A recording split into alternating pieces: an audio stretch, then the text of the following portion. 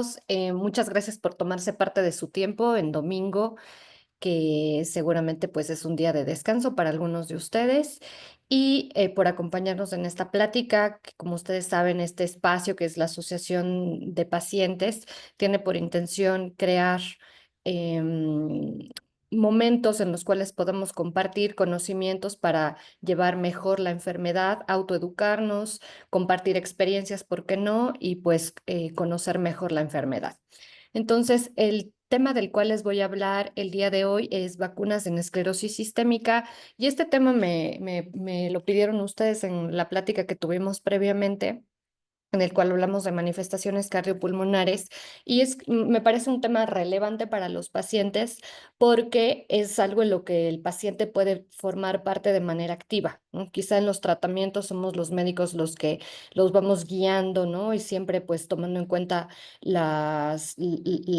el grado de aceptación que ustedes tienen a X medicamento, pero en el caso de vacunas, ustedes son los que activamente deciden buscar la vacuna, tienen dudas sobre esto, y por eso vamos a presentar este tema. Entonces, aquí vamos a ver algunos puntos de aprendizaje. El primer punto es que, como ustedes saben, la esclerosis sistémica es una enfermedad autoinmune del tejido conectivo. Sistémica es una enfermedad poco frecuente, pero que de todas las enfermedades reumáticas es la enfermedad que mayor morbilidad, es decir, mayor impacto tiene en la calidad de vida, y también mayor mortalidad tiene entre todas, ¿no? O sea, mayor que la artritis reumatoide, mayor que el lupus eritematoso sistémico, mayor que el Sjögren, ¿no? Entonces, como el principal problema, la patogenia de la enfermedad está basada en una alteración del sistema inmune, los medicamentos que usamos para tratar esta enfermedad son los inmunosupresores. Entonces, esto hace que los pacientes que tienen esclerosis sistémica y están tratados con estos medicamentos inmunosupresores, dentro de los que encontramos desde las dosis de prednisona altas, intermedias, hasta otros medicamentos como el metotrexato, el micofenolato, la satioprina, el rituximab, el abatacept, pues estén en un mayor, hace que los pacientes estén en un mayor riesgo de contraer infecciones. Algunas de estas infecciones, no todas, van a ser prevenibles pues por medio de la vacunación, ¿ok? También sabemos que la inmunogenicidad, y esta es una palabra que puede sonar un poquito compleja, pero no lo es para nada, la inmunogenicidad se define como la capacidad del organismo de generar una respuesta del sistema inmune, es decir, qué tanto mi cuerpo va a responder a la administración de la vacuna. Entonces, como el sistema inmune en la esclerosis sistémica está manipulado por los fármacos inmunosupresores, pues probablemente la eficacia a la vacuna, el grado de respuesta sea menor comparado con pacientes que no estén tomando este tipo de fármacos. Y también el hecho de que tengamos un sistema inmune debilitado hace que el perfil de seguridad de cierto tipo de vacunas pues sea diferente. Entonces, tenemos dos cosas principalmente. Por un lado, qué tanto mi cuerpo va a responder a la vacuna, o sea, va a ser efectiva esa respuesta. Y por otro lado, qué tan seguro es que me administre la vacuna sin que tenga un efecto adverso grave. Ok. Entonces, me gustaría empezar con unas cortitas definiciones para que vayamos desde lo básico hasta temas ya más específicos. Entonces, una vacuna se define como una sustancia que va a ayudar al cuerpo a defenderse de enfermedades. Es importante que sepamos que las vacunas pues no son únicamente contra virus, sino también contra bacterias. Entonces, estas partes de virus o bacterias van a estar debilitadas. O puede ser la partícula completa del virus, pero muerto, por ejemplo. Cuando el cuerpo tiene contacto con estas partes virales o bacterianas debilitadas o muertas, el sistema inmunológico pues va a reconocer y combatir estas enfermedades cuando exista un contacto, un segundo contacto ya con la verdadera enfermedad. Entonces, es una forma de que nuestro cuerpo se entrene. Es como que llevamos al sistema inmune al gimnasio, le presentamos al virus y a la bacteria y le decimos, mira, si es que este personaje vuelve a aparecer nuevamente, tú ya sabes que él te puede causar daño, entonces vas a activar una respuesta inmune. Y pues todo esto se genera porque las vacunas son capaces de producir memoria inmunológica. Entonces, esa palabra es importante, memoria. Quiere decir que en un segundo contacto van a recordar. Bien. Ahora, ¿cuál es la función de las vacunas? Existen dos tipos de función de las vacunas. Por un lado, tenemos aquellas vacunas que sirven para generar defensas contra una determinada enfermedad. Ya conocemos todos nosotros a la vacuna de la BCG. Esta vacuna pues nos va a proteger contra formas graves de la tuberculosis. Entonces, esta evita una forma grave. Ojo, o sea, no evita que nos dé la tuberculosis, sino que nos dé una forma grave, que generalmente pues suelen ser las tuberculosis diseminadas, o la tuberculosis miliar, o sea, tuberculosis, por ejemplo, del sistema nervioso central o tuberculosis del sistema urinario, intestinal, etcétera, que puede llegar a ser muy grave. Y por otro lado, tenemos aquellas vacunas que previenen enfermedades, o sea, que esta sí evita que nos vaya a dar la enfermedad del todo. Entonces, un ejemplo de este segundo tipo de vacuna es la triple viral, la SRP, que es este sarampión, rubiola y paperas o también llamada parotiditis. Entonces, cuando hablamos, por ejemplo, de influenza, entonces esta nos protege de una forma grave de enfermedad. Esto también aplica para el tema de COVID-19, ¿ok? La que sí evita que nos dé la enfermedad sería, por ejemplo, la vacuna contra hepatitis B. Esa sí del todo hace que no nos dé la enfermedad. Entonces, esto también es importante que tengamos en cuenta porque a veces una de las dudas puede ser, pero me vacuné contra influenza y me dio influenza. Ajá. En realidad lo que queremos evitar es que nos dé una hospitalización por influenza, que eso puede pasar. De hecho, ahora les voy a mostrar una cifra que me llamó la atención de qué tan alto puede ser la tasa de infecciones por neumococo en los pacientes que tienen enfermedades reumáticas y que están siendo tratados con inmunosupresores. Ok, entonces, ¿por qué es importante que nos vacunemos? ¿Por qué tenemos que plantearnos este tema de la vacunación? Entonces, para empezar, vamos a evitar aquellas enfermedades contra las que protegen cada una de las vacunas y sus posibles complicaciones. Algo que me gustaría ejemplificar es el tema de tuberculosis, ¿no? Seguramente a todos o algunos de ustedes les han pedido la prueba de cuantiferón o PPD antes del inicio del tratamiento biológico. Ese es un estudio que nosotros hacemos para diagnosticar tuberculosis latente. Nosotros sabemos que México y otros países latinoamericanos y de otras localizaciones geográficas, pues son endémicos en tuberculosis. Entonces, aunque haya una alta probabilidad de que tengamos tuberculosis latente, es decir, una tuberculosis en su forma dormida, el hecho de que nos hayamos vacunado no hizo que no nos diera la tuberculosis, porque efectivamente, si el cuantiferón sale positivo, se diagnostica de tuberculosis latente, pero no nos dio una forma grave de la enfermedad. Entonces, estas complicaciones sí que las podemos evitar con la vacunación. Por otro lado, históricamente hablando, las vacunas junto con el agua potable han sido las dos medidas que han logrado disminuir los casos y las muertes por enfermedades infecciosas. No sé si ustedes seguramente pues han escuchado que antes la esperanza de vida era mucho menor. Antes la expectativa de vida rondaba alrededor de los 50 años y la gente moría principalmente de enfermedades infecciosas. La gente moría de peste negra, la gente moría de cólera, mucha gente moría de cólera. Muchos niños morían de difteria, ¿no? Que es el coqueluche, que lo estamos viendo regresar actualmente. eh, y que justamente porque hubo la entrada de las vacunas, se disminuyó esta cantidad de casos, ¿no? Entonces, sí podemos ver que ha cambiado, ha habido una transición importante en la epidemiología de las causas de muerte a lo largo de los años. Actualmente, las causas más importantes de muerte están relacionadas con los eventos cerebrovasculares y los accidentes de tránsito, y ya no tanto con causas infecciosas como era antes de que tengamos los esquemas de vacunación nacionales. Una segunda parte de esto, de la importancia de vacunación, es que se han permitido, gracias a los esquemas de vacunación, la erradicación completa de algunas enfermedades, como por ejemplo la viruela, ¿ok? Y además nos proporciona esto que se llama protección de rebaño, que lo escuchamos sobre todo en la época de COVID-19. Entonces, que aquellos que se pueden vacunar, pues van a ser una especie de escudo protector para aquellos que no pueden hacerlo, por lo que podemos resumir que vacunarse pues es ser solidario. De hecho, es muy importante mencionar que aunque esta plática está dirigida para aquellos pacientes que viven con un diagnóstico de esclerosis sistémica, las recomendaciones de vacunación se extienden para los familiares cercanos, ¿no? Porque pues no tiene mucho caso que una persona se vacune contra el herpes zóster y un familiar en casa no lo haga, y eso pues incrementa la probabilidad de que haya una infección en casa, ¿no? Entonces es importante que la mayor cantidad de personas se vacunen para que haya esta inmunidad de rebaño.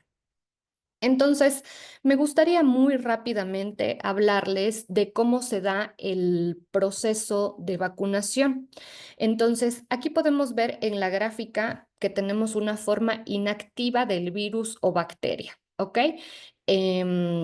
Vamos a suponer que esta es COVID-19, ¿no? COVID-19, nosotros tenemos varias formas de vacunas, de eso ya voy a profundizar cuando hable específicamente de ese tema, pero las dos principales pues son aquellas vacunas de ARN mensajero, que es por ejemplo la de Pfizer, y tenemos aquellas vacunas de factor replicante como la de Johnson y Johnson, ¿ok?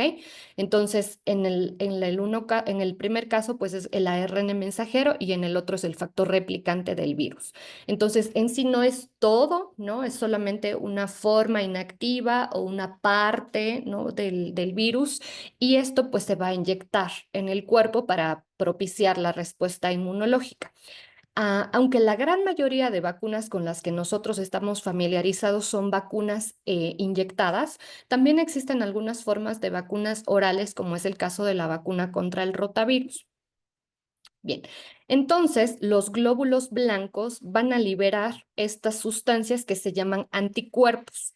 Seguramente ustedes están familiarizados con la palabra anticuerpo porque la base de la esclerosis sistémica, de hecho, es la formación de autoanticuerpos.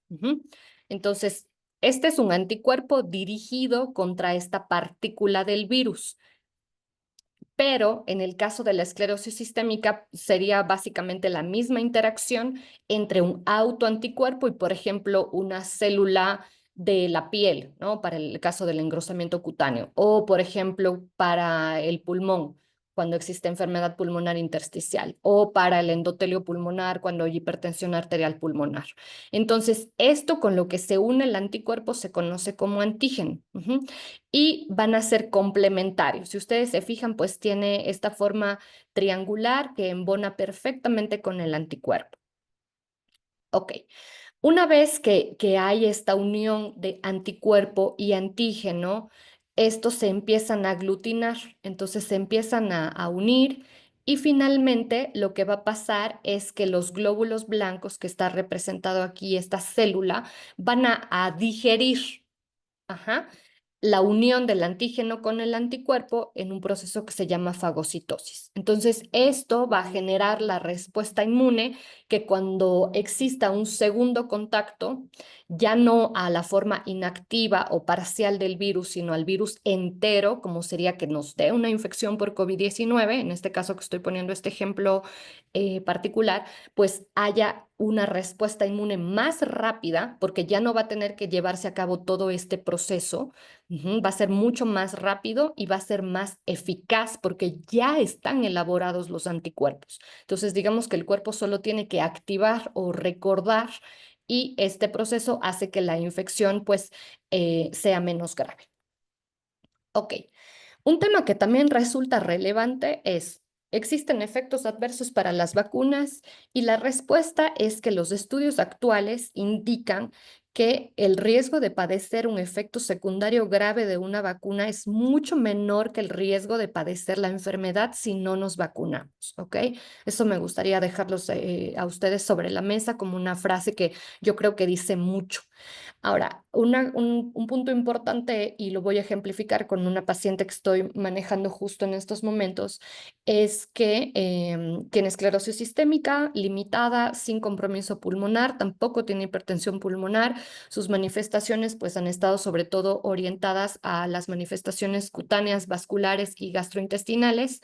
Y con esta paciente administramos rituximab hace aproximadamente 8 meses y ya había tenido 3 episodios de herpes zóster, por lo cual yo recomendé que se vacunara contra herpes zóster con la vacuna actual, que es Shingrix, que es una vacuna no viva. Esa es una diferencia que también voy a explicar más adelante. Y pasó que después de que se colocó la vacuna contra herpes zóster, 3 días después ella empezó con fiebre, ¿ok? Entonces, en automático, lo primero que ella pensó es que la fiebre era un efecto de la vacunación. Pero en realidad no, porque después investigamos otras causas de fiebre y nos dimos cuenta que pues la fiebre estaba más bien siendo causada por un brote de la esclerosis sistémica, porque ya había pasado algún tiempo desde la administración del rituximab, probablemente. Entonces, a lo que quiero llegar es que no necesariamente cuando tenemos algún síntoma que es después de la administración de la vacuna, podemos asegurar que ese síntoma es por la vacuna, porque hay que hacer un diferencial. Puede ser fiebre porque, vaya, se vacunó contra herpes zóster y está cursando influenza, ¿no? Se me ocurre. O por la misma actividad de la enfermedad, o por otra infección como una gastroenteritis, ¿no? Entonces, es muy difícil establecer causalidad únicamente porque algo sucede después de algo. Entonces, eso hay que tenerlo en cuenta antes de que juzguemos que que un efecto adverso en específico, pues está siendo causado por la vacunación. Ok, ahora, es por esto, por todo lo que comento, que podemos decir que las vacunas son medicamentos seguros, que si es que se produce algún efecto secundario, pues suelen ser transitorios y que aunque existe un grupo de pacientes que puede tener alergias, y no necesariamente a la vacuna, sino más bien a los adyuvantes con los que se produce y se empaqueta el fármaco, pues estos suelen ser raros y aparecen en ocasiones, pues muy contadas. Algo que también es importante de mencionar y que suelen decir los pacientes es el tema de influenza, ¿no? Siempre me dicen, doctora, pero me vacuné contra influenza y 2 semanas después, nombre una gripa que me botó a la cama. Ok, tienen que considerar que sí es verdad que el efecto, nadie quiere estar enfermo, ¿no? Nadie quiere tener gripa, nadie quiere tener que quedarse en la cama, eso es evidente, todos tenemos que seguir haciendo nuestra vida como normalmente la hacemos.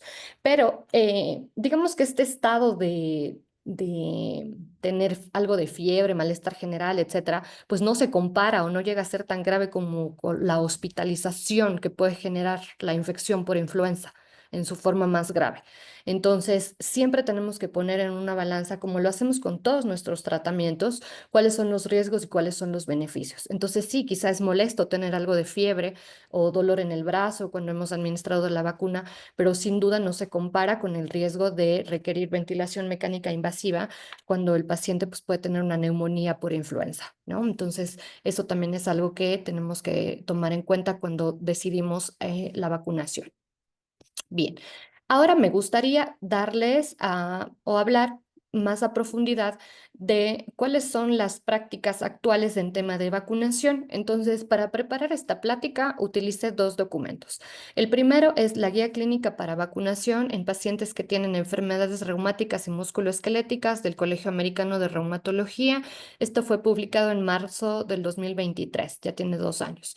Y el segundo documento que voy a utilizar es la actualización del 2019 de la Liga Antirreumática Europea y que también da recomendaciones para vacunación en pacientes adultos que tienen enfermedades reumáticas inflamatorias o autoinmunes.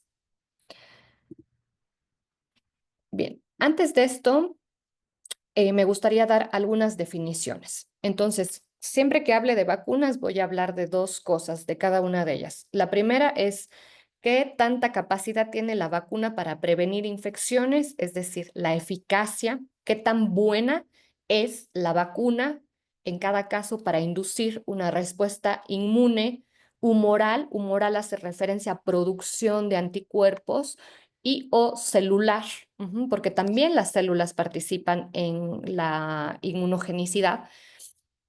Es decir, qué tan efectiva es la vacuna comparando una vacuna de COVID-19 de ARN mensajero versus una de proteína spike, ¿no? Entonces, eso es eficacia.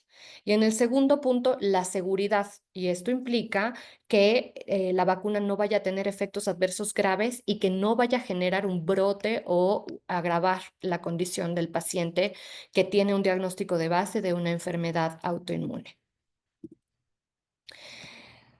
Como sabemos, pues tenemos distintos grados de inmunosupresión. Ustedes saben y seguramente lo han experimentado. Cuando nosotros diagnosticamos una enfermedad autoinmune sistémica, en este caso en específico la esclerosis sistémica, sabemos que no todos los pacientes van a tener todas las manifestaciones que puede presentar la enfermedad y no todos los van a presentar en la misma gravedad. Son dos cosas importantes.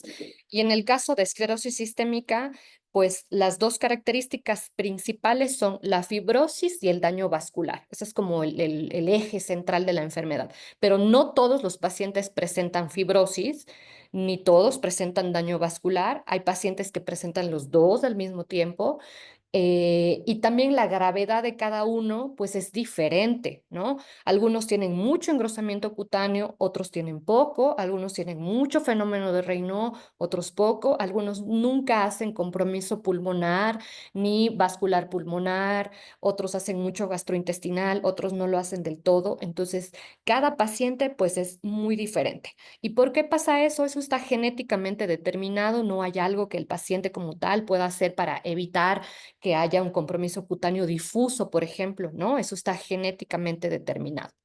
Entonces, los médicos, de acuerdo a la gravedad de la enfermedad y a qué órgano está afectado, indicamos y guiamos más bien y decidimos de manera compartida con los pacientes una inmunosupresión.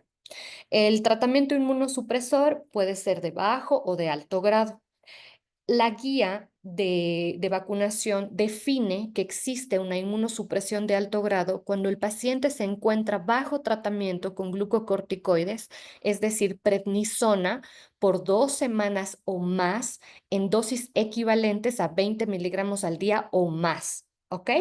Ustedes saben que cada vez existe una mayor tendencia a que los reumatólogos utilicemos dos cosas, ¿no? En cuanto a la prednisona, la menor dosis posible por el menor tiempo posible. Idealmente nos encantaría a todos los pacientes retirar la prednisona, pero no en todos los casos es posible. ¿Por qué? Porque apenas quitamos el esteroide, el paciente presenta un rebrote de la enfermedad. Entonces, aunque nos esforzamos por eso, porque sabemos los efectos adversos de la prednisona, hay pacientes en los cuales por las condiciones particulares y específicas tenemos que ser un poco más permisivos, ¿ok? En todo caso, decimos que hay dosis altas de prednisona si es que lo está usando más de 2 semanas, pero en una dosis equivalente o mayor a 20 miligramos. A veces, por ejemplo, se me ocurre ejemplo para piel. Para piel se puede utilizar 15 miligramos, en lo que lo volvemos a ver durante 2 o 3 meses. Entonces, este paciente pues está con inmunosupresión de alto grado. El metotrexato también puede considerarse una inmunosupresión de alto grado cuando supera los 0,4 miligramos por kilo de peso del paciente a la semana. Vamos a considerar como un peso promedio 60 kilos, entonces decimos 25 o más miligramos de metotrexato semanal. La satioprina también puede considerarse una inmunosupresión alta. 3 miligramos al kilo día, es decir, consideran un peso estándar de 60 kilos entre 180 a 200 miligramos, ¿ok? Eso en cuanto a considerar que el paciente tiene una inmunosupresión de grado alto. Bien, ¿qué consideraciones tenemos que tomar en cuenta los médicos y los pacientes para hacer la decisión compartida? Para empezar, la evaluación del esquema de vacunación de cada paciente tiene que hacerse anual. Eso es muy importante. Entonces, siempre tenemos que platicar esta inquietud con nuestro médico tratante y esto es algo que cambió en la última recomendación que da EULAR ahora en el 2023. Las recomendaciones previas ya tenían ratito, eran del 2011 y ahí se decían como evaluar con el médico el esquema de vacunación que mejor se adapte al paciente. Pero ahora nos dice, esta recomendación tiene que hacerse cada año. ¿ok?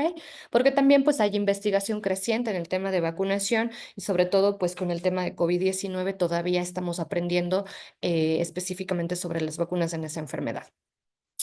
El programa de vacunación de cada paciente tiene que evaluarse de manera individual y hacerse a través de una decisión compartida. También es muy importante saber que los médicos no podemos imponer nuestras creencias personales y que nuestro papel en el manejo del paciente tiene que ser como un guía, informar y que también es importante el rol activo que el paciente tiene. Algo que se menciona y que es importante mencionar es que las vacunas tienen que ser preferentemente administradas cuando la enfermedad está en remisión. O sea, eso es lo ideal, ¿no? Que programemos la administración de vacunas cuando el paciente ya está estable. Por eso, casi no esperamos la vacunación. Vaya, si el paciente está debutando con una esclerosis sistémica difusa, antitopoisomerasa positivo, mucho engrosamiento cutáneo, edema o incluso dolor de la piel, ¿no? Por lo molesto que puede llegar a ser esto, pues no podemos esperar o retrasar el inicio de la inmunosupresión a que la enfermedad esté dormidita para iniciar el esquema de vacunación. No, esto es un ideal y por eso se usa la palabra preferentemente. Pero si es que las condiciones del paciente no lo permiten de esa manera, pues se tiene que empezar el tratamiento inmunosupresor y la vacunación hacerse en un segundo plano. ¿Ok? Bien. La decisión está basada en los siguientes puntos. Eficacia, ustedes ya saben lo que es eficacia, qué tanto va a responder el cuerpo, inmunogenicidad, respuesta inmunitaria humoral y celular y seguridad de las vacunas bajo terapia inmunosupresora. ¿Cuál va a ser en el paciente en específico el mejor momento para administrar la vacuna? Y esto básicamente va a depender del grado de actividad de la enfermedad. Importante mencionar que en esclerosis sistémica es difícil el determinar el grado de actividad de la enfermedad porque es multisistémica, ¿no? Quizá un poquito diferente de lo que sucede en la artritis reumatoide. En la artritis reumatoide nosotros podemos utilizar una escala que es el DAS-28, que valora si es que hay articulaciones inflamadas y dolorosas en 28 articulaciones. Preguntamos cómo se siente el paciente. A eso le sumamos el valor de la proteína C reactiva, que es el marcador de inflamación, y con eso tengo un valor específico de actividad de la enfermedad. En esclerosis sistémica es más complejo, porque tengo que preguntar cómo está el paciente en cuanto al fenómeno de Raynaud, tiene úlceras digitales, tiene falta de aire por la enfermedad pulmonar intersticial o por la hipertensión arterial pulmonar, hay manifestaciones gastrointestinales, reflujo, diarrea, estreñimiento, incontinencia fecal, este el prurito por el engrosamiento cutáneo, algunos pacientes un poco menos frecuentes manifestaciones renales, hipertensión arterial. Entonces, esta decisión pues va a ser basada en la evaluación de todos y cada uno de estos aspectos para poder decir qué tan activa está la enfermedad. Y en segundo lugar, que ustedes sepan que hay dos tipos de vacunas. La una es de virus vivos atenuados, ajá, que es lo que sucede, por ejemplo, con la fiebre amarilla. Eso literal, cuando nos estamos vacunando contra la fiebre amarilla, nos están poniendo un virus vivo. Esa es la forma de esa vacuna. Y esas vacunas parecerían, ya lo comentaré más adelante, no ser tan seguras para aquellos pacientes que tienen un sistema inmune deprimido como es el caso de nosotros. Y en el segundo grupo están las vacunas que no están vivas, que son los fragmentos de virus o bacterias, como por ejemplo COVID-19, ARN mensajero, es una vacuna no viva porque es nada más un extracto del virus. O por ejemplo, herpes zóster Shingrix también es una vacuna no viva. Pero también existe una vacuna de herpes zóster que es de virus vivo. Entonces, la que está recomendada actualmente solo es Shingrix, porque esa es no viva. Entonces, de eso también es importante que preguntemos, porque sí existe diferencia según el tipo de vacuna. Como ya mencionaba, idealmente tenemos que hacer una inmunosupresión planeada. Em, en esclerosis sistémica, afortunadamente, salvo quizá la crisis renal esclerodérmica o la fibrosis pulmonar rápidamente progresiva, la gran mayoría de manifestaciones son insidiosas y se van desarrollando progresivamente. En lo personal, por ejemplo, cuando veo pacientes con enfermedad pulmonar intersticial en el instituto, Em, dado que en este grupo específico que tienen enfermedad pulmonar, ¿no? tenemos una, vaya, edad mayor de 50 años, aparte enfermedad pulmonar y aparte tratamiento inmunosupresor, alto riesgo de infección, en ese caso, como no hay un riesgo inminente para la vida, es preferible ahí sí administrar la vacuna y esperar para administrar los inmunosupresores, que se complete primero el esquema de vacunación y luego dar el inmunosupresor porque esta manifestación pues no está poniendo en peligro la vida de manera inminente. No es lo mismo que en el lupus eritematoso sistémico. En el lupus, la nefritis lúpica o las manifestaciones neurológicas pueden acabar con la vida del paciente en un muy corto periodo de tiempo. Entonces, en ese caso, pues sería descabellado esperar el inicio de la terapia inmunosupresora por la vacunación, ¿no? Tenemos que, si iniciarla, pues inminente. Cuando vamos a administrar principalmente rituximab, que es un fármaco con el que quizá algunos de ustedes están familiarizados, este fármaco lo que hace es bajar la cantidad de glóbulos blancos, que son específicamente los linfocitos B. Los linfocitos B son los que se encargan de madurar a otra forma celular que se llama célula plasmática y producir los anticuerpos, ¿ok? Entonces, como ya vimos que en el primer esquema que enseñé, que gran parte de la inmunogenicidad, de la respuesta hacia la vacuna está basada en la formación de anticuerpos, con este fármaco en específico, rituximab, en caso de que no esté en peligro la vida del paciente o la vida de un órgano, ¿no?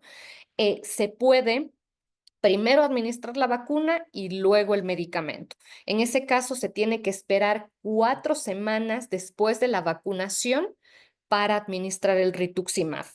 Ahora, otra pregunta que me suelen hacer es que, doctora, ya me venía poniendo el rituximab, entonces en ese caso tiene que haber pasado 6 meses desde la última dosis de rituximab para aplicar el fármaco. Ok, entonces, por ejemplo, mi paciente se puso en febrero y estamos nosotros en agosto del febrero es el mes 2 y agosto es el mes 8, entonces le tocaría su segunda dosis de rituximab en agosto, pero como estuvo muy malita en febrero, no me esperé a la vacuna y se lo puse sin esperar a la vacunación completa.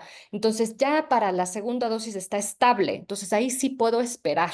Entonces en agosto se vacunaría y 4 semanas después, para septiembre, se aplicaría el rituximab sin ningún problema. No tiene que ser exactamente los 6 meses con el rituximab. A veces podemos, según la condición del paciente, sin duda, ¿no? Todo eso recuerden. Todo lo que estoy diciendo tienen que individualizarse y lo tienen que platicar con su médico. Pero en esos casos, vaya, si el paciente está estable, se puede esperar 4 semanas a que complete el esquema de vacunación para poder administrar la dosis de mantenimiento del fármaco. Bien, ahora, ¿qué vacunas son aquellas no vivas y que podemos con plena confianza utilizar en el caso de tener un diagnóstico de enfermedad autoinmune del tejido conectivo? En este caso, pues de nuestro grupo con esclerosis sistémica y que está bajo tratamiento inmunosupresor, pues son influenza, neumococo, toxoide tetánico, hepatitis B, hepatitis A y virus del papiloma humano. De COVID voy a hablar específicamente de esa vacuna. De todas las demás son las que pueden ver aquí en la diapositiva. Influenza sin problema, no pasa nada si se vacunan porque es una vacuna no viva, ¿ok? Entonces no hay riesgo de que se vaya a causar una infección el momento en que me vacunen, que me vaya a dar influenza, porque no está vivo el virus, solo me van a poner un cachito del virus que está inactivado. Lo mismo pasa con el neumococo y con las otras que pueden ver. Las que se recomiendan, pues influenza, neumococo sí o sí. ¿Ok? Y virus del papiloma humano, según el esquema de la población general, es decir, solo mujeres de menores de 45 años, toxoide tetánico en caso de exposición y hepatitis B, poblaciones especiales. Ahorita voy a hablar de cada una de ellas, pero eso a rasgos generales. Ahora, ¿cuáles son? Esas son las de no vivos. Ahora nos vamos a pasar a las de virus vivos atenuados. Entonces, si es que me están inyectando un virus vivo y mi sistema inmune está deprimido porque estoy usando cualquiera de los fármacos inmunosupresores, pues en teoría es lógico pensar que si me ponen un virus vivo me va a dar la infección para la cual me estoy vacunando, ¿no? Entonces, sin embargo, hay ciertas excepciones que tendríamos que platicarlo con nuestro médico tratante. La guía menciona que por opinión de expertos, en caso de que a fuerza se tenga, porque hay, por ejemplo, países que te piden fiebre amarilla para vacunarte. perdón, para ingresar al país. Te piden vacunarte contra fiebre amarilla para ingresar al país como un requisito. Entonces, si eso llegara a pasar, pues en caso de estar la enfermedad controlada, una inmunosupresión baja, menos de las dosis que presenta en la diapositiva anterior, se podría considerar la administración 4 semanas antes del tratamiento inmunosupresor, como por ejemplo rituximab. Esto podría ser una excepción para la vacuna del SRP y herpes zóster. Estas no están recomendadas utilizar con seguridad, pero la de herpes zóster de virus vivo. Hago énfasis en eso, porque Shingrix, como ya comenté, pues es no viva. Ok, ahora otras recomendaciones, una por una. Bien, la vacuna de influenza está fuertemente recomendada para la mayoría de los pacientes.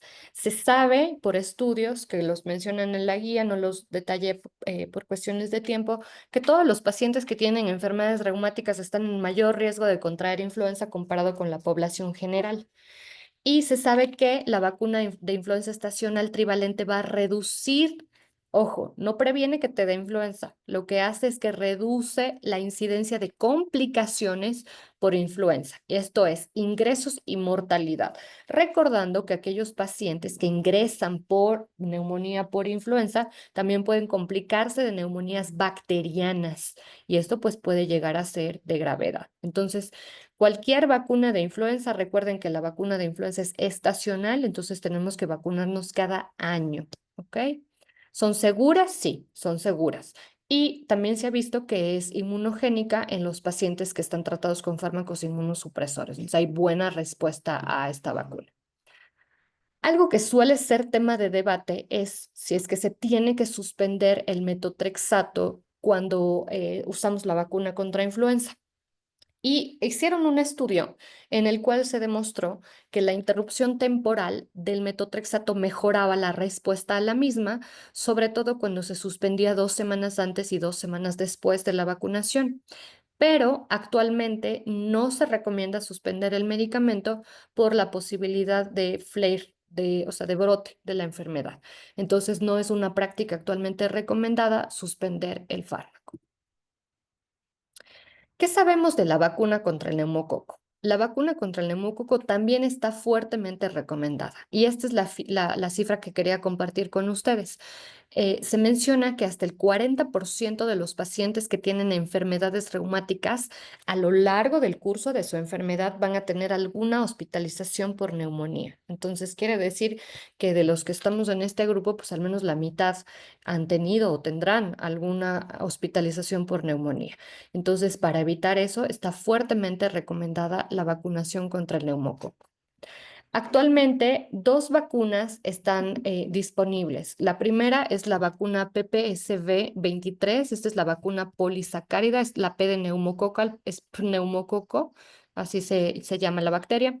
Polisacárida, vaccine vacuna 23, y la otra es neumococo igual P conjugada vacuna 13, ¿no? Entonces, el esquema actual nos dice una primera dosis de la conjugada, luego un refuerzo de la polisacárida 8 semanas después, y un refuerzo a los 5 años. ¿Ok? Entonces, este es el esquema actual que estamos utilizando. Entonces, la verdad, son dos vacunas separadas por 8 semanas, es decir, 2 meses, y luego el refuerzo a los 5 años. La verdad es que es muy práctico el esquema.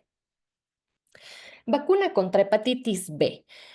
No todos los pacientes con enfermedades reumáticas tienen que vacunarse contra hepatitis B, a diferencia de lo que se sugiere para influenza y neumococo, ¿no? Que ahí sí todos tenemos que vacunarnos, independientemente de si tenemos o no enfermedad pulmonar intersticial, de si tenemos o no hipertensión arterial pulmonar. Ok, todos de hecho deberíamos estar vacunados porque somos considerados un grupo de riesgo, tanto para ingresos hospitalarios de influenza como de neumonía. Pero en el caso de hepatitis B, esto es algo diferente, porque no todos tenemos que vacunarnos, solamente poblaciones especiales, países endémicos, exposición médica. Los médicos, de hecho, cuando empezamos a ejercer, tenemos que completar nuestro esquema de vacunación para hepatitis B. Compañeros sexuales que tengan diagnóstico de infección por virus de hepatitis B y usuarios de drogas intravenosas. ¿Ok? Bien. ¿Qué sabemos de la vacuna contra el herpes zóster? Para empezar, la vacuna contra el herpes zóster está recomendada en todos los adultos mayores de 50 años, independiente de si el paciente tiene o no una enfermedad reumática autoinmune del tejido conectivo y si está o no con tratamiento inmunosupresor. Esto para que lo compartan en casa, ¿no? Y el tema es que el herpes zóster en su forma aguda, eh, puede generar pues muchísimo dolor, ¿no? Las vesículas, las costras generan mucho dolor. Pero además, una vez pasado la infección aguda, existe una alta probabilidad de que se tenga neuralgia posherpética. Entonces, considerando el alto impacto que tiene vivir con dolor durante mucho tiempo, aunque sea de baja intensidad, pues es un dolor crónico, está recomendada la vacuna contra el herpes zóster. Aún más si se trata de un paciente inmunocomprometido. El esquema actual son 2 dosis intramusculares con 2 a 6 meses de separación y se sabe que Shingrix pues es una vacuna segura y eficaz, ¿no? Porque es una vacuna no viva, a diferencia de lo que sucedía con las otras formas de vacuna contra herpes zóster que no son Shingrix. Ok, ustedes saben que COVID pues vino a conmocionar al mundo, una enfermedad pues con una alta virulencia que tuvo una elevada mortalidad, sobre todo por el número de casos simultáneos. Y en caso de COVID-19 sabemos que las poblaciones de riesgo son aquellos pacientes mayores de 65 años que tienen comorbilidades, hipertensión arterial, diabetes mellitus o que están en estado de inmunosupresión, pacientes que tienen enfermedades pulmonares crónicas, ¿no? Como enfermedad pulmonar intersticial u otros como enfermedad pulmonar obstructiva crónica. Entonces, sí que estamos dentro de este grupo de pacientes. Me gustaría enseñarles esta tabla, está bastante interesante. Yo también fui a repasar esto porque pues, en un momento dado muchas empresas empezaron a producir y cada vez había nuevas vacunas. Entonces, esta viene en un reporte de EULAR y hace una diferencia entre el tipo de vacuna, la compañía que la produce y el nombre de la vacuna. Entonces, hay tipo de vacuna que es virus inactivado, ARN mensajero y factor no replicante. Dentro de las de virus inactivado está la de Sinopharm y la de Sinovac. Dentro de las de ARN mensajero están la de Moderna y la de Pfizer. Y la de factor no replicante están la de Johnson Johnson, AstraZeneca y la de Covishield. Ok, bien. La recomendación actual para pacientes que tienen diagnóstico de enfermedad autoinmune del tejido conectivo y que se encuentran bajo tratamiento inmunosupresor es que se prefiere cualquier vacuna de ARN mensajero. Entonces, hablando de cualquier vacuna de ARN mensajero, pues hablamos bien sea Moderna o la vacuna de Pfizer. Se sabe también que la segunda dosis debe idealmente ser del mismo tipo de la primera, eso sería lo ideal, y tiene que administrarse la vacuna contra COVID-19 sin importar si cursaron o no la infección. Algo que es relevante mencionar es que no se recomienda la determinación de anticuerpos para saber si es que el paciente es candidato o no a la vacunación. Independientemente de si te dio, si tienes anticuerpos, si no, nos tenemos que vacunar contra COVID-19, preferentemente de ARN mensajero, pero siempre, y eso también se menciona en la guía, será preferible alguna vacuna que ninguna. Idealmente todos quisiéramos recibir la de ARN mensajero, pero mi recomendación personal es que se podría utilizar vacunas no vivas si es que se trata de un paciente de alto riesgo, principalmente aquellos que tienen enfermedad pulmonar intersticial, ¿no? Porque pues están en mayor riesgo de tener neumonía contra COVID-19, neumonía por COVID-19, perdón, y pues esto generar incluso mortalidad. Entonces, los tres mensajes principales de aquí son, sin importar si me infecté o no, si ya tuve o no tuve COVID, eso es independientemente del esquema de vacunación, porque pues, nos puede volver a dar, cada vez hay nuevas cepas y sabemos que puede llegar a ser grave. Sin importar el título de anticuerpos que tenga contra el COVID-19. Segundo lugar, preferentemente de ARN mensajero, y la segunda dosis del mismo tipo de vacuna. Y tercer lugar, independientemente del tratamiento inmunosupresor, no detenerlo, no suspender los fármacos cuando se ha administrado la vacuna contra COVID-19. ¿Ok? Sucede lo mismo que con influenza porque pues es una vacuna viral no viva. Y pues hasta aquí la parte de vacunación. Si gustan, vamos a hacer una pausa. Tina, no sé si estás por ahí para hacer preguntas de vacunas y luego les platico lo del Eustar. Me parece muy bien, ¿eh? Me parece bien hacer las preguntas, podrían, no sé, o mandarlo por chat o levantar manita. Ya, Tenemos, ya tengo una que dice, hola, si es que hace 3 días me puse la vacuna de Shingrix, ¿cuánto tengo que esperar para vacunarme contra influenza? Se podría vacunar inmediatamente, sin ningún problema. Y de influenza, pues recordar que no hay refuerzo, ya sería hasta el siguiente año, pero de Shingrix tenemos que colocar la vacuna de refuerzo a los 2 meses. Incluso en algunos pacientes que ya les urge iniciar el tratamiento inmunosupresor, al mes se podría hacer el refuerzo y tenemos hasta 6 meses para poner el refuerzo. Después de esas 2 dosis ya no se requiere ninguna otra dosis posterior, lo cual me parece que es una súper ventaja de Shingrix. Lamentablemente, Shingrix pues no forma parte del esquema de vacunación del gobierno, entonces los pacientes la están adquiriendo, pero por la experiencia que tengo en aquellos pacientes que han tenido herpes zóster, sí se deteriora mucho la calidad de vida de los pacientes, entonces mejor aplicársela si es posible comprarla.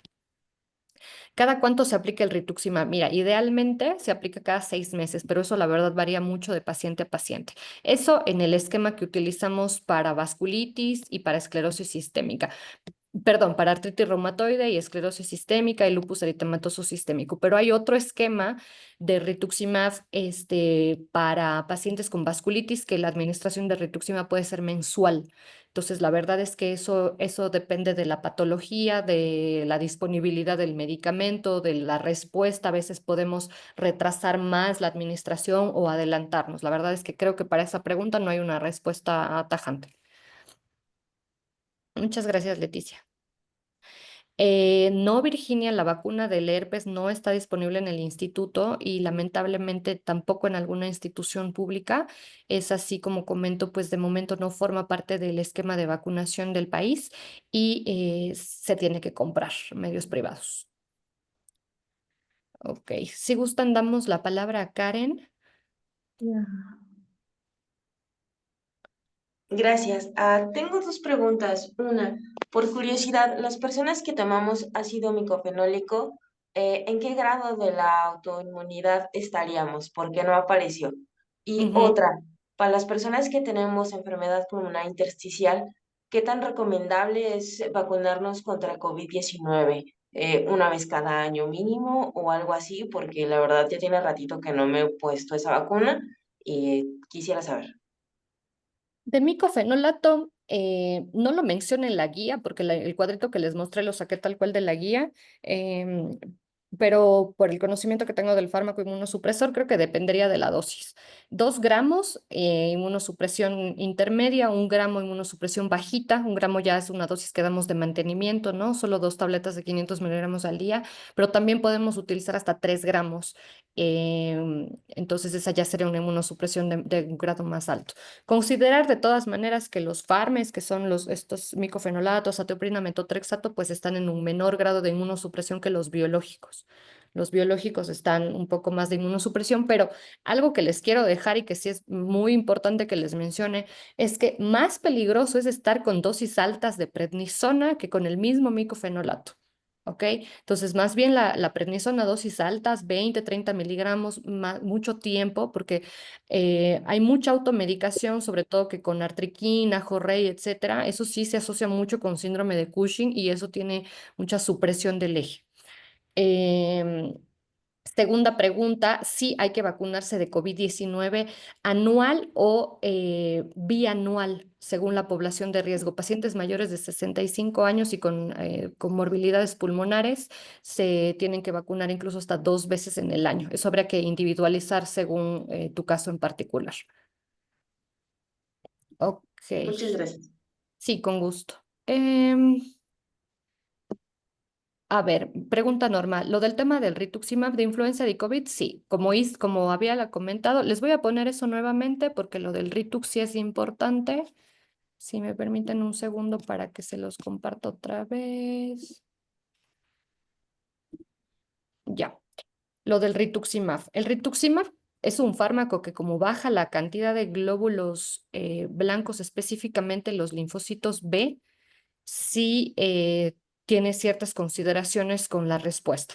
Entonces, si es que nunca he recibido rituximab, es la primera vez que voy a recibir rituximab y mi médico me aconseja que me vacune antes de recibir el fármaco, me vacuno y espero 4 semanas para la infusión del rituximab, ¿ok? Si ya lo recibí, tengo que esperar 6 meses de infundido el rituximab para colocarme la vacuna. Y después de colocar la vacuna, pues 4 semanas para administrar el biológico. Entonces, es 6 semanas, perdón, 6 meses después de la administración y 4 semanas antes. No sé si es que con eso les queda más claro. Entonces, aquí en tu caso en particular dice esperar 8 meses, no me vacuné y estoy por aplicar. En realidad, a los 6 meses ya te lo pudiste haber aplicado y esperar 4 semanas para colocarte tu fármaco. ¿Ok? Bien, una persona que tuvo herpes se recomienda que se vacune. Qué gran pregunta. Sí, sí, pero hay que esperar 4 semanas hasta que cicatricen por completo las vesículas de la infección aguda por el herpes zóster y luego ya se podría vacunar sin ningún problema, mismo esquema. ¿Ok? ¿Alguna información sobre vacuna o estudio para la enfermedad que solo tiene Raynaud y tirantes de la piel? Mira, eso es un tema de mucho debate que lo platicamos ahorita justo en el EUSTAR de esto que se llama VEDOS. Lo voy a escribir aquí en el chat, que significa Very Early Disease Onset Systemic Sclerosis. Ujú. Que es la esclerosis sistémica de inicio muy temprano, que son pacientes que tienen fenómeno de Raynaud, puffy fingers, o sea, edema de los dedos y antinucleares positivos. ¿Ok? Para estos pacientes todavía no tenemos recomendaciones estandarizadas. Cada vez hay un interés más creciente en este grupo de pacientes porque son formas muy tempranas de la enfermedad que todavía no tienen daño de órgano interno. Entonces, no estamos todavía seguros de qué tan fuertes o intensos tenemos que ser con el tratamiento inmunosupresor, sabiendo que el tratamiento inmunosupresor pues también tiene sus efectos, ¿no? El mayor riesgo de infecciones es el principal y del que siempre les hablamos cuando estamos en la consulta.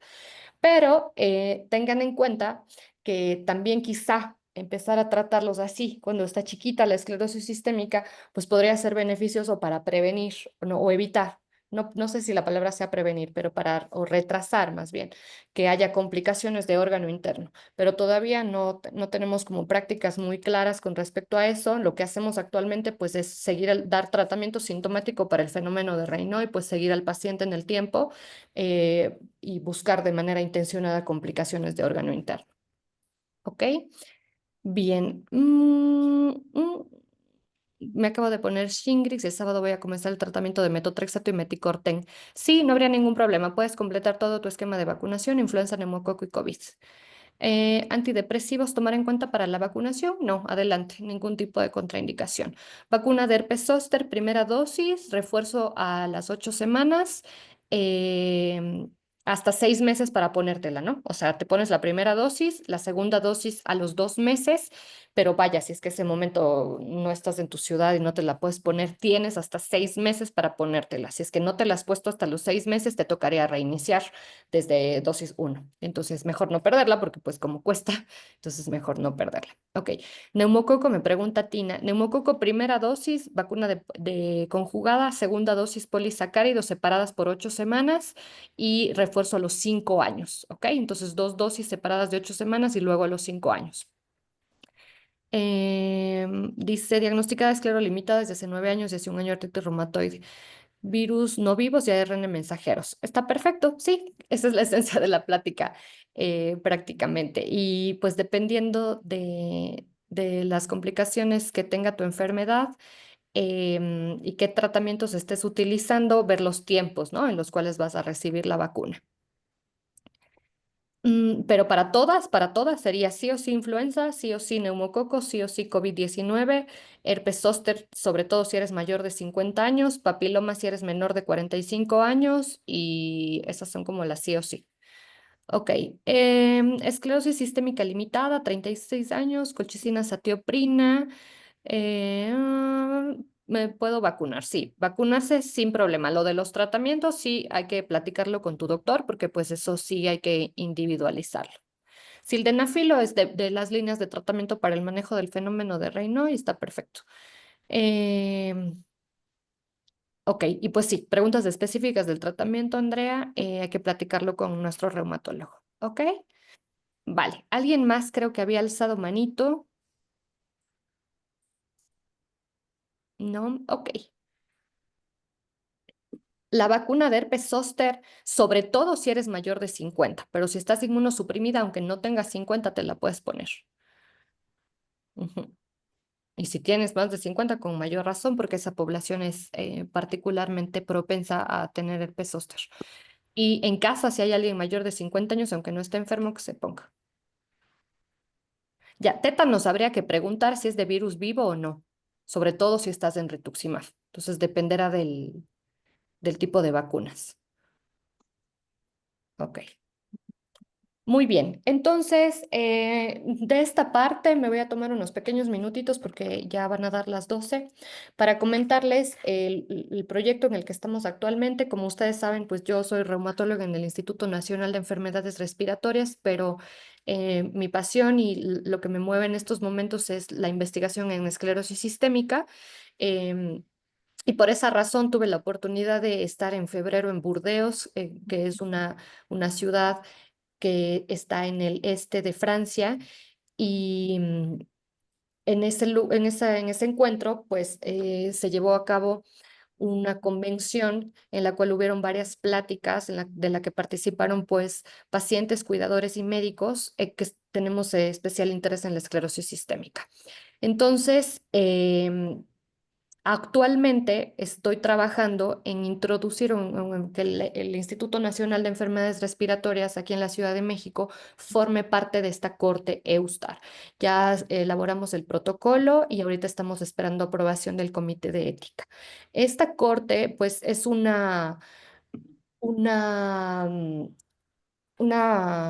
es un grupo de pacientes numeroso que incluye pacientes que están de origen europeo, pero no solamente de origen europeo.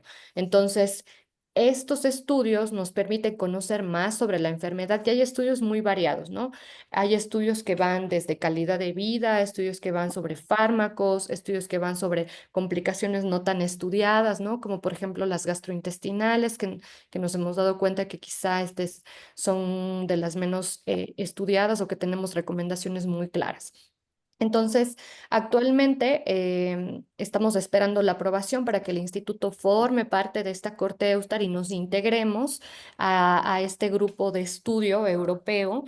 Y si es que alguno de los pacientes estaría interesado en participar de la corte, pues les voy a dejar mi correo electrónico, me pueden escribir ahí, me pueden escribir Seguro que ahí. más rápido. eh, A ah, ver.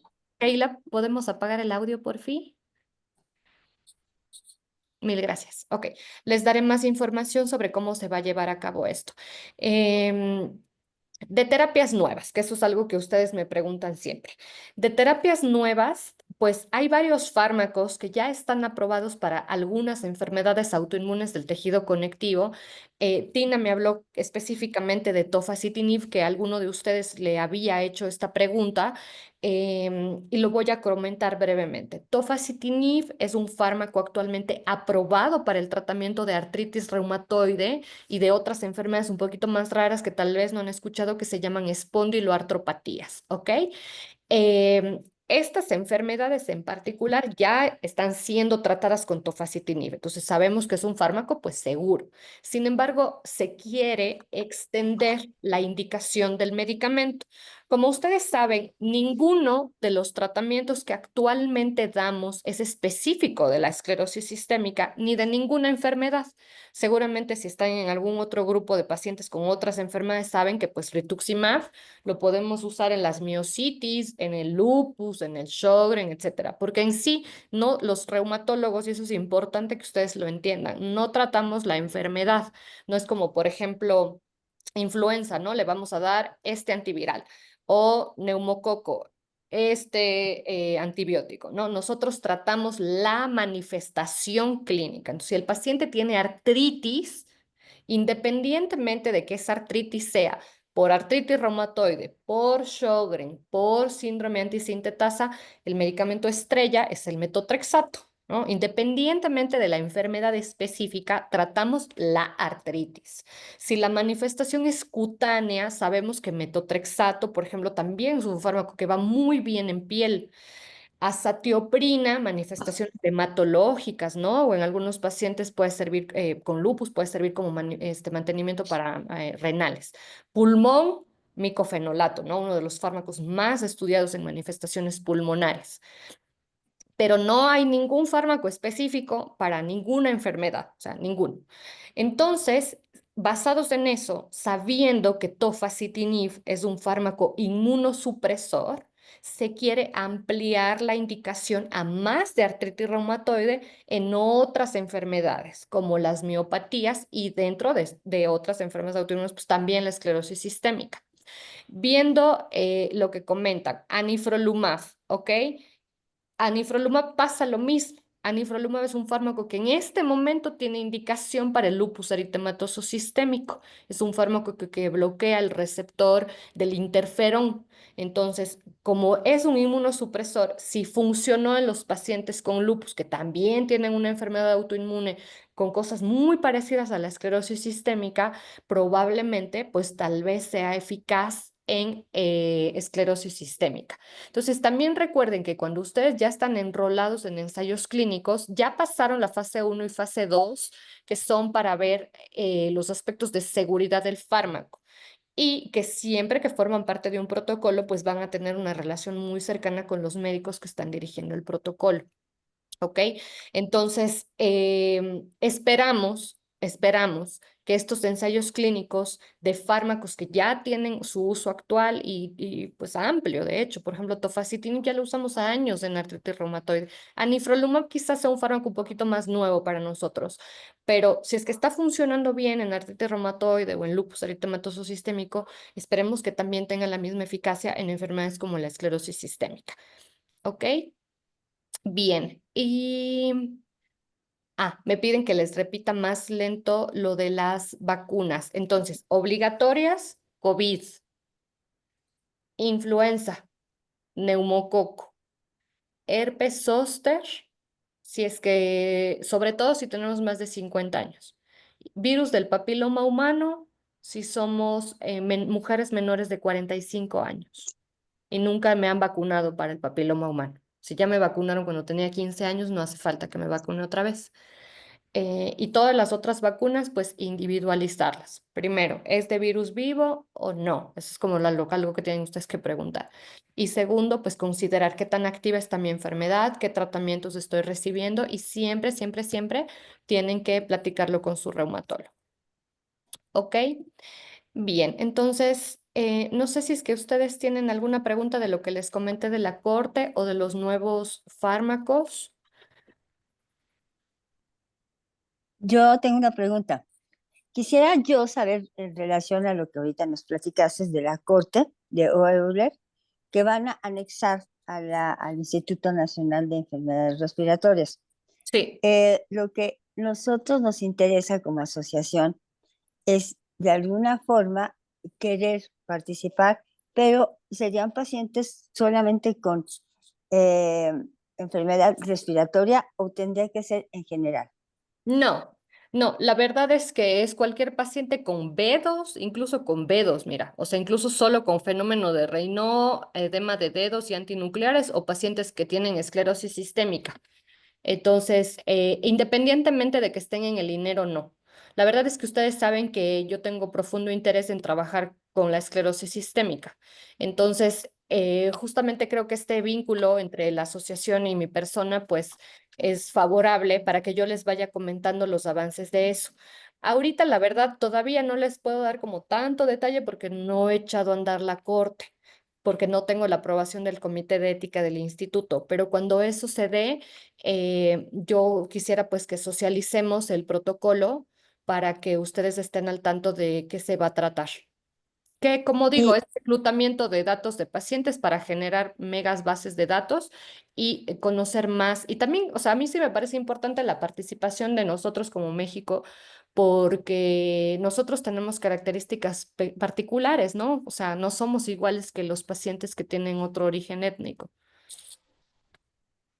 entonces tú nos estarías actualizando. Sí, yo Ah, les voy actualizando conforme vaya sabiendo algo, les voy comentando. También decirles que en PANGLAR, que es el Congreso Panamericano de Reumatología, vamos a tener actividades con dos reumatólogos que van a venir de Europa a visitarnos y que también están interesados en trabajar con esclerosis sistémica.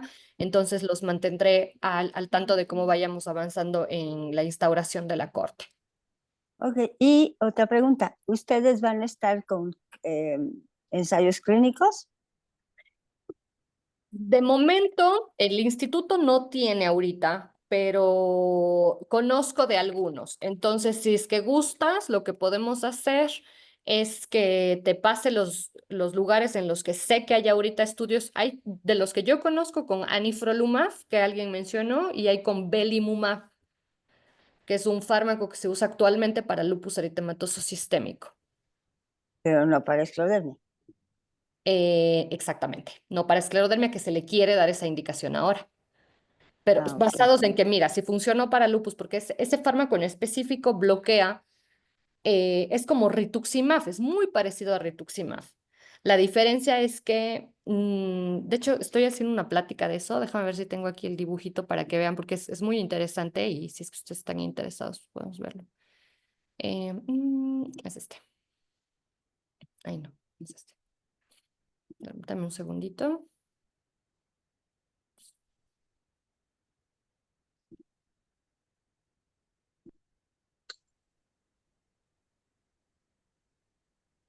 Ah, mira, lo tenía aquí abierto.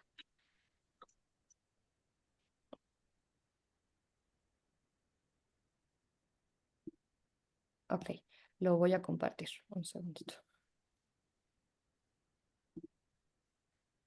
Ya, ¿lo pueden ver ahí? Sí. Sí, Vale, entonces, miren, este es de belimumab. Ajá, belimumab es, de hecho, este es el ensayo, lo estoy preparando ahorita. Bueno, este es de lupus eritematoso sistémico, pero están corriendo ahorita uno para esclerosis sistémica. Entonces, lo que hace el fármaco es bloquear. El belimumab está representado por estas figuras en rosa. Entonces, lo que se une a esto que se llama Bliss, que es una sustancia soluble que está circulando ahí en nuestra sangre, y este Bliss normalmente se une a estos tres receptores y activa el linfocito B, que se acuerdan que es el que produce los anticuerpos. Entonces, si bloqueamos Bliss ya no se va a unir a estos receptores y ya no se va a activar el linfocito B. Ajá. Entonces, ahorita, pues tiene mucha aplicación en lupus eritematoso sistémico basados en la información que tenemos de que, pues, lupus es una enfermedad mediada por inmunocomplejos, o sea, unión de antígeno y anticuerpo. Pero algo similar pasa en la esclerosis sistémica, quizá no exactamente lo mismo, pero similar. Entonces, por eso se está buscando ampliar la indicación, pero ya se vende este fármaco, nada más que con esa indicación de lupus.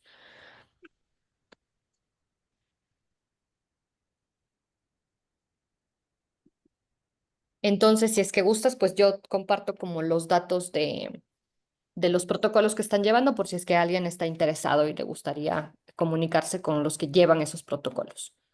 sí, sí, me puedes mandar la información para Sí, yo estaría poder, perfecto. ¿no? Informarles a los pacientes con esclerosis. Sí. Y pues les dejé mi correo electrónico en el chat. Es carlitachaconabril@gmail.com y ahí me pueden escribir cualquier otra duda que haya quedado pendiente.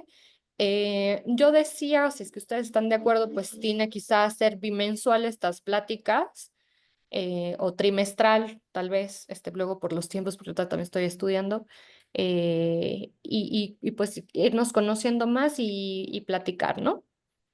Sí, estaría fabuloso, ¿no? Poderte tener 3 meses, ujú, tú nos vas Sí, cada tres diciendo, meses una platiquita, ¿no? una platiquita, a lo mejor de 1 hora, ¿no? Nos Ándale, das la está plática perfecto. para no tampoco abusar de tu tiempo los domingos. Sí, no te preocupes, pero me parece perfecto este tiempo y pues para mí el acercamiento con pacientes con esclerosis sistémica está genial.